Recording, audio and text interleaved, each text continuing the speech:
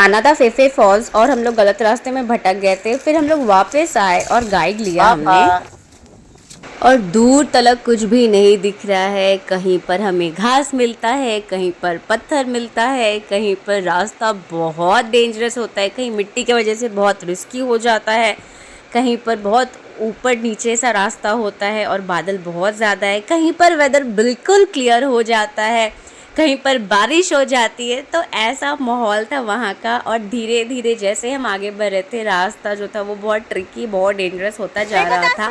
और ये हमें फॉल्स दिख रहा था, लेकिन ये जो फॉल है ये फेफे फॉल्स नहीं है। इस फॉल के बाद की जो ट्रैकिंग है वो बहुत ज़्यादा हार्ड थी। और यहाँ पर एक छोटा सा कुटिया बना हुआ था जिसमें हमको टिकट लेना था फेफे फॉल्स का। तो बस हमने प्लानिंग करा कि आगे फेफे फॉल्स नीचे तक हम लोग जाएंगे। हमें पता नहीं था कि बहुत ज़्यादा डेंजरस होने वाला है। डेंजरस भी कहूँगी और साथ ही में कहूँगी बहुत ज़्यादा थकाने वाला भी था, क्योंकि असल ट्रैकिंग तो भैया अब शुरू होने वाली है।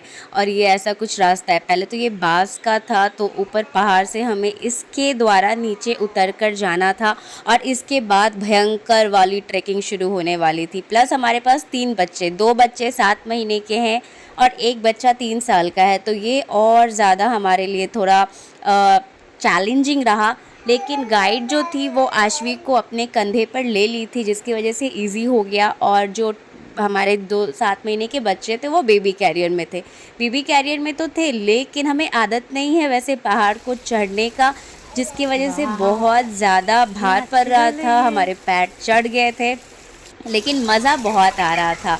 और हमने इस चैलेंज को पार किया। और जैसे जैसे हम बढ़ रहे थे वैसे वैसे रास्ता बहुत डिफ़िकल्ट हो गया था। और साइड में अगर आप गिरोगे तो आप पता भी नहीं चलेगा कहाँ जाओगे। बहुत ज़्यादा गहरी खाई थी। लेकिन इन सब में ताशु मेरा बहुत इंजॉय कर रहा था, ये उसके फेस से ही पता चल रहा है मुझे। और जैसे जैसे हम आगे बढ़ रहे थे रास्ता और डिफ़िकल्ट हो रहा था, बहुत नैरो भी हो गया, कहीं पर बहुत ज़्यादा खाई भी थी। और हर पड़ाव पे हम रुक कर यही सोच रहे थे कि अरे ये तो सोचा ही नहीं था कि आगे इतनी ज़्यादा डिफ़िकल्ट होने वाली है।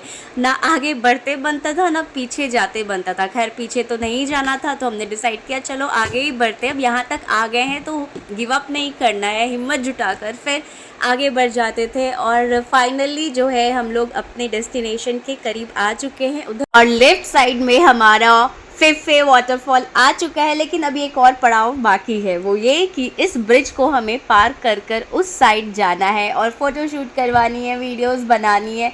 तो इसको पार करना भी एक टफ़ वर्क था। हम फाइनली पहुंच गए। मिलते हैं नेक्स्ट वीडियो में।